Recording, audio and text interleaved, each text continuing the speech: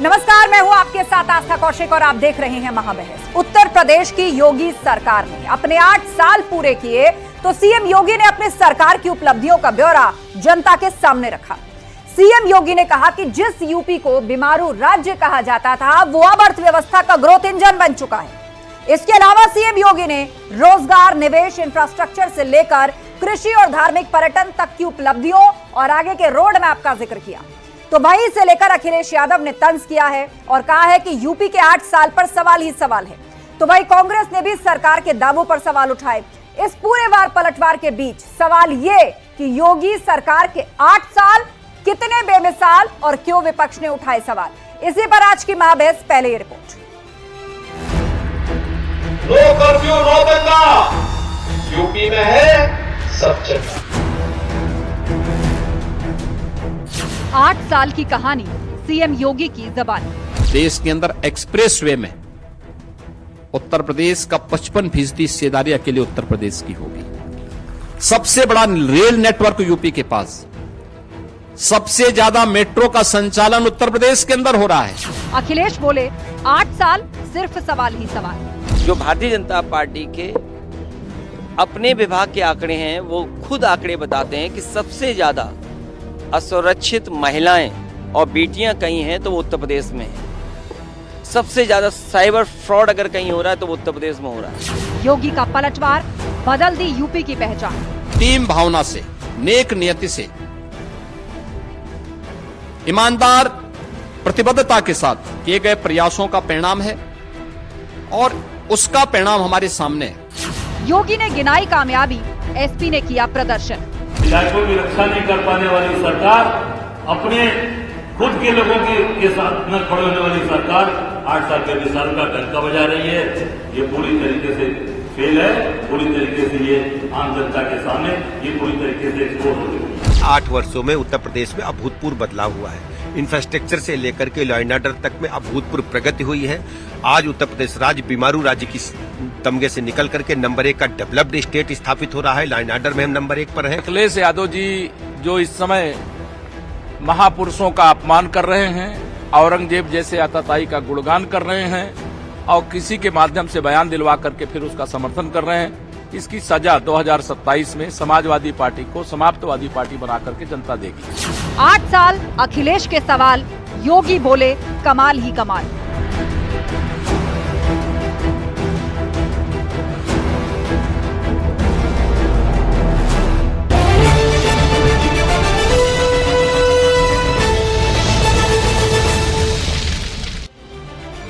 और वक्त महाबहस के सवालों का जिन पर फोकस रहेगी आज की पूरी डिबेट। तो पहला सवाल आपके सामने, अखिलेश क्यों बोले 8 साल सिर्फ सवाल ही सवाल। एक तरफ योगी सरकार ने 8 साल पूरे किए हैं जहां पर प्रदेश की और सरकार की उपलब्धियों को गिनवाया गया, तो वहां पर समाजवादी पार्टी की तरफ से कहा गया कि केवल सवाल ही सवाल बचे हैं यूपी। बदली यूपी की पहचान, विपक्ष ने क्यों उठाए सवाल। सरकार लगातार इस बात को कहती रही है कि पहले उत्तर प्रदेश की पहचान यहाँ के क्राइम, माफिया राज की वजह से होती थी, लेकिन आज वो पहचान बदल चुकी है।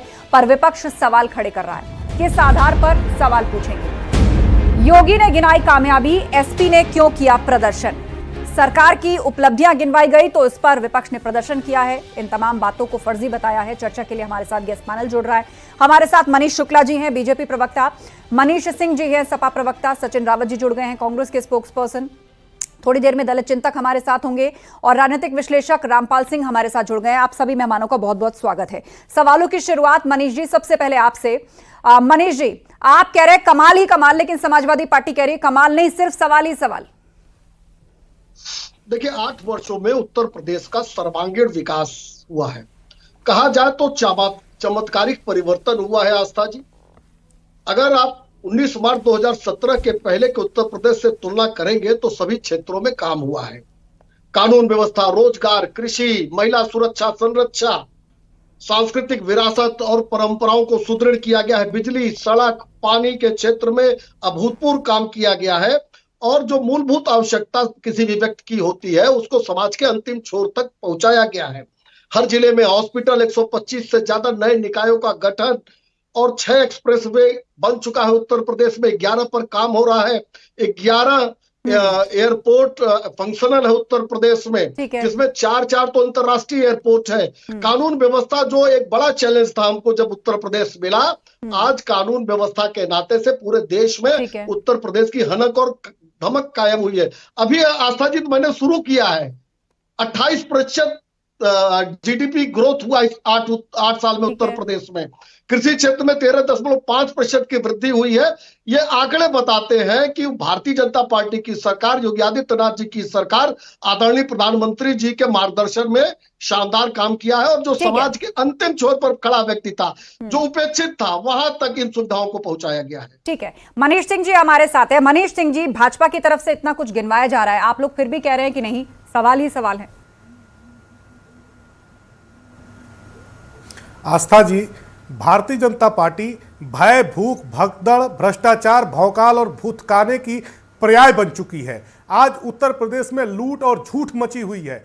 भारतीय जनता पार्टी ने जिस तरह से उत्तर प्रदेश में जराइम की दुनिया तब्दील की है, कब कहां पर किस मां की आबरू लूट ली जाए, कब किस बहन के साथ बलात्कार कर दिया जाए, कब कहां पर डकैती हो जाए, कब कहां पर छिनैती हो जाए, कब कहां पर किसकी हत्या हो जाए, यह पूरा उत्तर प्रदेश का जनमानस देख रहा है। भारतीय जनता पार्टी में माफियाओं ने जब से सत्ता पर कब्जा कर लिया है, आज यह सामंती सत्ता जनमानस से अपना चेहरा छुपा रही है। श्री अखिलेश यादव जी के यशस्वी नेतृत्व में जिस उत्तर प्रदेश को एक्सप्रेसवे दिया गया, पहला उत्तर प्रदेश ऐसा राज्य था जिसको सुखोई और मालवाहक विमान उतार करके एक्सप्रेसवे का उद्घाटन किया गया था। यह भारतीय जनता पार्टी हमारे नेता का नकल करना चाहती है, लेकिन ये नकलची लोग ठीक से नकल भी नहीं कर पा रहे। आस्था जी, सबसे महत्वपूर्ण सवाल है कि हमारे उत्तर प्रदेश के नौजवान भाई महंगी डिग्रियां लेकर के सड़कों पर घूम रहे हैं, लेकिन सरकारी नौकरियां गायब है, कोई रोजगार नहीं है, कोई काम धंधा नहीं है, पूरी तरह से लूट और हाहाकार मचा हुआ है। एक बात बहुत महत्वपूर्णता के साथ आस्था जी सवाल भारतीय जनता पार्टी से पूछना चाहते हैं। भारतीय जनता पार्टी के लोग एक बात बताइए कि आज किसानों की आय दोगुनी करने की बात आप करते थे, लेकिन योगी आदित्यनाथ की प्रेस कॉन्फ्रेंस से किसानों के नाम पर एक शब्द नहीं बोला गया, उन किसानों के बारे में कोई चिंता नहीं जाहिर की गई। मनीष शुक्ला जी, उसके बाद में सचिन जी का बोरियां थी, उनको आपने 40 किलो पर पहुंचा दिया। ठीक है, मनीष शुक्ला जी।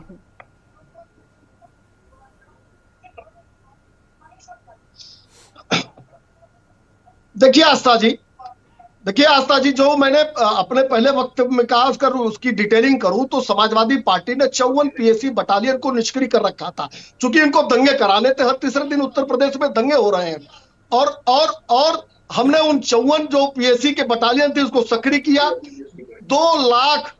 2,16,000 सिपाहियों की भर्ती किया, जिससे पुलिस सुदृढ़ हुई।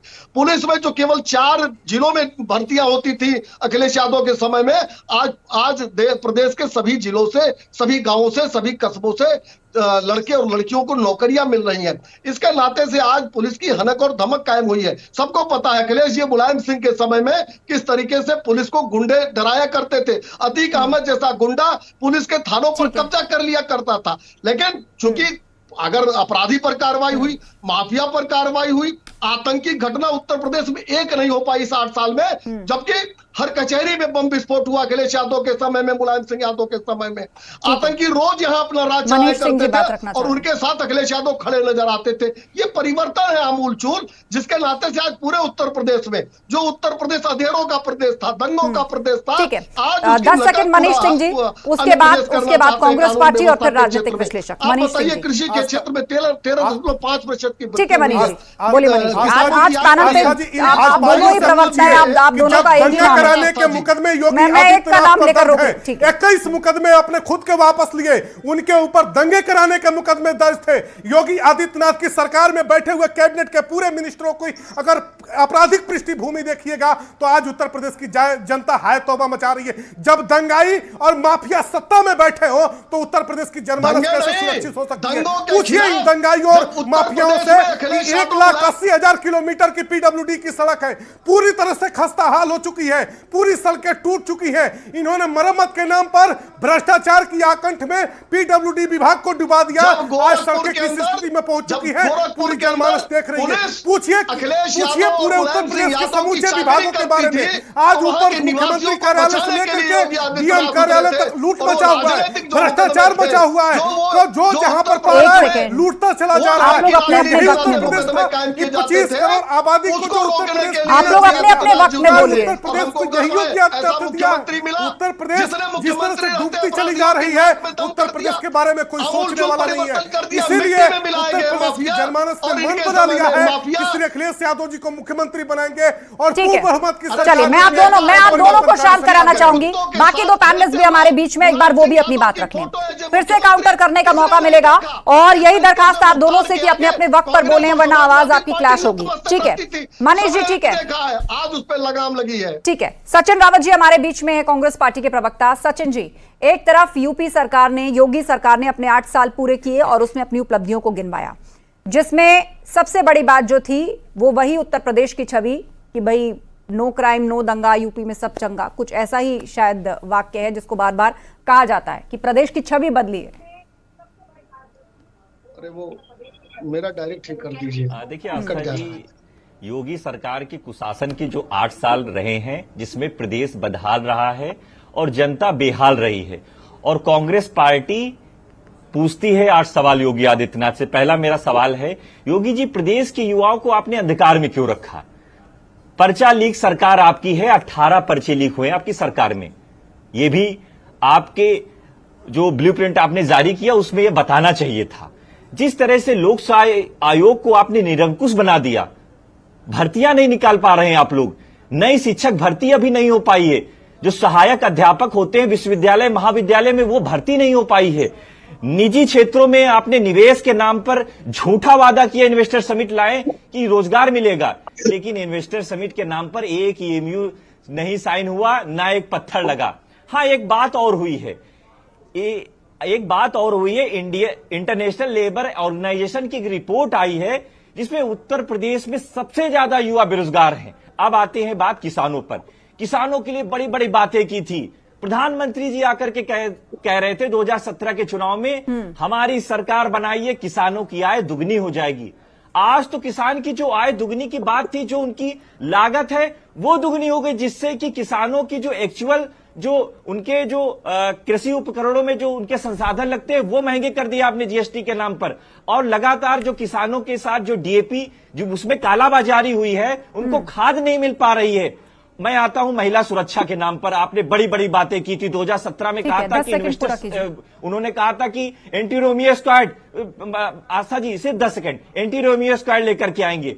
एंटी रोमियो स्क्वाड कहां चला गया? क्या भाजपा नेताओं के लिए वो काम कर रहा है? महिलाओं के मामले में उत्पीड़न की घटनाएं, बलात्कार की घटनाएं 15% बढ़ी है उत्तर प्रदेश में, ये भी आपको पता होना चाहिए। अब आता हूं भ्रष्टाचार के मामले में। एक सेकंड, ठीक है सचिन जी, पॉइंट वाइज फिर मैं लौटूंगी, आप जवाब दीजिएगा, लेकिन अभी फिलहाल जो बिंदु आपने उठाया मनीष शुक्ला जी उस पर जवाब देंगे। ठीक है मनीष जी, आस्था जी, मैं फिर लौटूंगी ना, अभी राजनीतिक विश्लेषक भी इंतजार कर रहे हैं, मैं फिर आपको मौका दूंगी काउंटर करने का। बोलिए मनीष जी। 8 सालों में करीब 8.5 लाख सरकारी नौकरियां नौजवानों को मिली, जिसमें 2,16,000 केवल पुलिस विभाग में मिली। सभी क्षेत्रों में एक जारी करिए, ब्लूप्रिंट जारी करिए, श्वेत पत्र जारी करिए आपकी सरकार के द्वारा। सरकारी नौकरी के नाम जवाब सुन लीजिए। सिर्फ और सिर्फ आपने युवाओं को छला है, और उनको वो जब आवाज उठाते हैं उन पर लाठी डंडे मारती है आपकी सरकार, उनको डिटेन करने का काम करती है आपकी सरकार, उनको जेल भेजने का काम करती है सरकार। सचिन जी, नौकरी नहीं मांग सकते। एक बार जवाब सुन लीजिए। ये आपके संकल्प पत्र में था मनीष जी, आपके संकल्प पत्र में था कि सरकार बनने के 9 महीने के बाद 10 लाख पद भरेंगे। कहाँ गए भैया 10 लाख पद? बताइए ना सचिन जी, एक बार जवाब सुन लीजिए ना उनका पूरा। 8 साल हो गए आपकी सरकार, फिर मौका मिलता आपको बोलने का। एक वक्त में बोलेंगे तो आप मानकर चलिए आपकी आवाज भी साफ नहीं जा रही। ये कांग्रेस सवाल पूछ के भागना चाहती है, क्योंकि सवाल गलत है और इनको पता है उत्तर आने पे ही एक्सपोज हो जाएंगे। इन्होंने लंबे समय तक सरकारें चलाई, केवल लाठी और डंडे मिलते थे यूरिया मांगने पे, सबको पता है। कांग्रेस की सरकार के समय में 8.5 लाख नौकरियां मिली है पारदर्शी तरीके से। समाजवादी पार्टी की सरकार थी, 4 जिले के लोग नौकरियां पाते थे, चाचा ताऊ भाई भतीजे झोले लेके वसूली में दीजिएगा निकलते आस्था थे। व्यवस्था को समाप्त किया गया है, पारदर्शी व्यवस्था की गई है नौकरियां मिलने की। आज बेटियां सड़कों पर निकल सकती है। और एक बात है आस्था जी, कोई घटना होने के बाद अपराधी दूसरा चौराहा नहीं पहुंच पाता है। उत्तर प्रदेश की पुलिस उसको माकूल दंड दे रही है, गिरफ्तारी कर रही है। फास्ट ट्रैक कोर्ट से महिलाओं के प्रति अपराध में 89 मनीष सिंह जी 79% दोष सिद्धि हो रही है। ये हमारी आस्था जी, आप भारतीय जनता पार्टी के प्रवक्ता महोदय से पूछिए कि 8 वर्षों में 8.5 लाख लोगों को नौकरी देने की बात कह रहे हैं। इनसे एक सवाल पूछिएगा कि 9.5 लाख करोड़ के कर्जे में उत्तर प्रदेश को डालने वाले योगी आदित्यनाथ उत्तर प्रदेश की 25 करोड़ आबादी को, प्रत्येक व्यक्ति को 44,000 रुपए के कर्जे में धकेल चुके हैं। आज मां के गर्भ में पलने वाला बच्चा भी 44,000 रुपए के कर्जे में है। पूछिए योगी आदित्यनाथ की सरकार से कि क्या इसी दिन रात मेहनत करके उत्तर प्रदेश की जनमानस कर्जे में पड़ना चाहती थी? सचिन जी 10 सेकंड, उसके बाद रामपाल सिंह जी वो इंतजार कर रहे हैं राजनीतिक विश्लेषक। 10 सेकंड सचिन जी, आप भी कोई बात रखना चाह रहे थे, उसके बाद कलेक्टिव रूप से हम मनीष शुक्ला जी से जवाब लेंगे। बोलिए। देखिए आस्था जी, मेरा सवाल है और एक कहावत भी बड़ी मशगूल है इनकी सरकार पर कि वो झूठ बोलते रहे बड़े सलीके से, जनता एतबार ना करती तो क्या करती।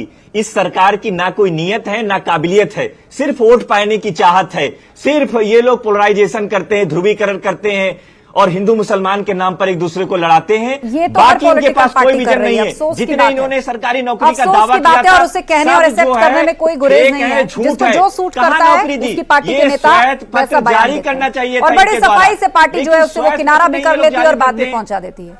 तो ये तुष्टीकरण की बात कोई उस पर डाले कोई उस पर डाले, उससे काम नहीं चलेगा। जो है सबके सामने है। रामपाल सिंह जी हमारे बीच में है, ठीक है, राजनीतिक विश्लेषक, एक बार उनकी बात सुन लेते हैं। रामपाल सिंह जी, मुख्यमंत्री योगी का ये कहना कि नया यूपी अगर देखना है, नए यूपी के बारे में अगर जानना है तो गूगल कर लीजिए। 8 साल पहले यूपी बीमारू राज्य की श्रेणी में आता था। नमस्कार नमस्कार जी जी हेलो जी, आपकी आवाज देखिए, मैं कहना चाहूंगा जी, सपा के प्रवक्ता कह रहे हैं कि योगी जी ने कर्जे में डाल दिया, तो उदाहरण दीजिए ना कि आप सत्ता छोड़ के गए तो कितना कर्जा था और अब कितना कर्जा है। अगर आपके कार्यकाल के और इस कार्यकाल की तुलना करेंगे तब कुछ कह सकते हैं। और विकास तो हुआ है। वो 11 एयरपोर्ट जो है संचालित हुई, उसमें किसकी गाड़ियां चल रही है? क्या उसमें सब बीजेपी वाले हैं? सब वो जो ओला है, उबर है और जो गाड़ियां दी गई है, किसकी गाड़ियां है? किसके रोजगार मिल रहा है? कि क्या एयरपोर्ट उत्तर प्रदेश की सरकार का नतीजा है? क्या रेलवे लाइन जवाब देने दीजिए, सरकार का नतीजा है? आप बता दीजिए। आप बताइए, सुनिए साहब, आप सुनिए। आप रेलवे का तो बजट लाते थे एक बड़े स्टाइल में। आज रेलवे में कितने एयरपोर्ट बने हैं? रेलवे में एयरपोर्ट जैसी प्लेटफॉर्म की व्यवस्था हुई है? आपके कार्यकाल में हुआ है क्या? और केंद्र सरकार के पास क्या काम होता है? पहले तो यह भी जानने की कोशिश करिए ना आप। देखिए, आरोप लगाइए, रामपाल सिंह जी, पहले ये जानिए कि राज्य सरकार का अधिकार क्या है और केंद्र सरकार का अधिकार क्या है। आप बैठे राजनीतिक विश्लेषक बन करके उत्तर प्रदेश की सरकार के 8 साल के कार्यकाल की बात हो रही है कि केंद्र सरकार के कार्यकाल की बात हो रही है? हमने विकास की बात की है, प्लेटफॉर्म की बात की है, एयरपोर्ट की उनको बात बोलने दीजिए। पहली बार उनको अभी बारी उनकी आई है, शुरुआत ही की है। आपने तो झूठ इतना हटाया कि आप किसे यही बात की, तुलनात्मक बात करिए ना। आपके कार्यकाल में कितना कर्जा छोड़ के गए थे? यही तो पूछा था आपसे, कौन सा मैंने गलत सवाल 10 सेकंड कंप्लीट कीजिए रामपाल। सवाल का जवाब वही होता है। मनीष जी 1 सेकंड, आपको अलग से समय मिलेगा उनको बात आप बिना कर्जे के छोड़ के गए तो सवाल खत्म करने दीजिए उनको बात। अभी बहुत वक्त है मेरे पास। 3 लाख करोड़ रुपए का कर्जा था, आज के समय में 9.5 लाख। मनीष जी आप तैयार रखिए ना, कैसी बातें करते हैं आप? तैयार रखिए आंकड़ा, मैं नाम लेकर आपसे सवाल पूछूंगी। रामपाल जी 10 सेकंड खत्म करिए बात। एक्सप्रेस वे बने हैं, एयरपोर्ट बने हैं, कॉलेज बने हैं, वन जिला वन जो प्रयास हो रहा है उसमें आपकी सहयोग की अपेक्षा है, आग लगाने की अपेक्षा नहीं है। और इस तरह आग लगाओगे, आपके समय में क्या होता था आप गौर कीजिए। पुलिस वालों को आप क्या करने लगाते थे? तो रमजान में इफ्तार पार्टी के लिए लगाते थे। आज क्या पुलिस कर रही है? यही अंतर है आप में और हम में। जिस किसी ने किसी पुलिस वाले ने किसी को पकड़ा था, पुलिस कर रही है, ठीक है, महाकुंभ में लहसें थी और हमें दलित चिंतक ज्वाइन कर चुके हैं प्रोफेसर गंगा साहब, ठीक है, वो अभी जुड़े हैं। मनीष जी, राखा जी, आप दोनों शांत हो जाइए, फिर मौका मिल जाएगा। अभी मेरे पास अच्छा खासा समय बाकी है, सबकी बात आने दीजिए, एक बार सब लोग अपनी बात रखिए। प्रोफेसर गंगा सहाय, उत्तर प्रदेश की अगर बात करते हैं तो यहाँ विकास के मुद्दे पर बात होती है, जबकि किसी भी प्रदेश, खासतौर पर यूपी के डेवलपमेंट की बात हो या हम कहाँ थे और कहाँ से चलकर कहाँ आए हैं, किन पैमानों पर उसको कसना है, उसमें क्राइम की भी बात होगी, उसमें इंफ्रास्ट्रक्चर की बात होगी, उसमें यूपी का जो परसेप्शन था क्या वो बदला है उस पर बात होगी। लेकिन साथ ही साथ कहा जाता है कि ये देश ऐसा है, ये प्रदेश ऐसा है कि जब यहां पर चुनाव होते हैं तो यहां पर जाति जैसी चीज है जो कभी जाति नहीं है। चाहे वो आप टिकट बंटवारे में उठाकर देखिए, चाहे वो इलेक्शन कैंपेन्स जब होते हैं उनके भाषणों को उठा के देखिए, चुनाव चले भी जाएं उसके बावजूद भी देश में कोई ना कोई ऐसा मुद्दा, कोई ना कोई ऐसा नैरेटिव आ जाता है। अब आप मुझे बताइए, 8 साल की इस जर्नी की बात हो रही है, यहां मुख्यमंत्री का यह कहना है कि आज नया यूपी, उसके बारे में जानना है तो आप गूगल करिए। 8 साल पहले बीमारू राज्य था यूपी। तो क्या सामाजिक स्तर पर भी 8 साल आगे आए हैं, कुछ बदला है, इश्यूज एड्रेस हो रहे हैं, क्या क्या बताना चाहेंगे आप? देखिए, कोई भी सरकार की समीक्षा उस खास कालखंड में हो सकती है, उससे पहले भी कि सरकारों ने काम किया है और बाद की सरकारें भी करेंगी, लेकिन वर्तमान सरकार की समीक्षा करने के लिए एक प्रतिमान ये हो सकता है, जो गांधी जी कहा करते थे कि अगर आपने सही काम, अगर आपको संशय है कि आप जो काम करने जा रहे हैं वो सही है या गलत है, तो उसका समाधान ये है कि आप सबसे कमजोर व्यक्ति को याद कीजिए जो आपने अपने जीवन में देखा है, और आप जो काम करने जा रहे हैं। आपसे रिक्वेस्ट है, आपकी तरफ से आवाज ही को हो रही है, शायद आपके सिस्टम का कोई वॉल्यूम भी ओपन है, आप उसको म्यूट कर लेंगे तो आवाज सही जाएगी। जी, ये कह रहा हूँ कि गांधी जी कहा करते थे कि अगर आप कोई काम करने जा रहे हैं और आपको कोई संशय कि वो सही है कि गलत है, तो सबसे कमजोर व्यक्ति को याद कीजिए और फिर देखिए कि आपका काम उसको हित पहुंचाएगा या अहित करेगा उसका। तो इस दृष्टि से देखें तो सबसे ज्यादा वंचित लोगों की नजर से देखें तो ठीक है, यूपी में कुछ शासन व्यवस्था में सुधार आया है, कुछ हिंसा कम हुई है, लेकिन आम लोगों के अंदर एक भय भी है सरकार का, मतलब जो आम सीधे गरीब सज्जन लोग हैं उनके अंदर, अपराधियों के अंदर भय होना एक अच्छी बात है, लेकिन वंचित समूहों के अंदर, कमजोरों के अंदर कोई भय होना एक अच्छी सरकार की निशानी नहीं है। फिर रोजगार के स्तर को हम देखें, युवाओं की दृष्टि से देखें तो बहुत सारे स्कूल बंद कर दिए गए हैं, बहुत सारी जगहों पर रोजगार की संख्या, बेरोजगारों की संख्या लगातार बढ़ती जा रही है अलग अलग क्षेत्रों में, तो इसको हमको देखना पड़ेगा। बहुत बड़ा महाकुंभ किया, लेकिन महाकुंभ में जो खर्चा हुआ है उससे कितने रोजगार सृजित किए जा सकते थे और दूसरे काम किए जा सकते थे, तो सरकार की प्राथमिकताओं के आधार पर हमको तय करना पड़ेगा। और मैं वंचितों की निगाह से देखूं, दलितों की निगाह से देखूं तो उनके अंदर एक डर है कि हाँ, ऊंची जाति का शासन है और इसमें चुपचाप रहो, डर करके रहो, इस सवाल का उत्तर मनीष शुक्ला, कुछ ना कुछ नुकसान हो जाएगा। तो ये भय नहीं होना चाहिए। एक सरकार जो लोकतांत्रिक सरकार है, सबका प्रतिनिधित्व करने का दावा करती है, उसको सभी की बात सुननी चाहिए, सभी को समान स्थान देना चाहिए, तभी मेरे ख्याल से वो सरकार का कार्यकाल सफल कहा। बोले मनीष जी। आस्था जी, आज उत्तर प्रदेश में बेरोजगारी दर 3% है, जबकि इसी उत्तर प्रदेश में 10 फरवरी 2016 को बेरोजगारी दर 18% थी।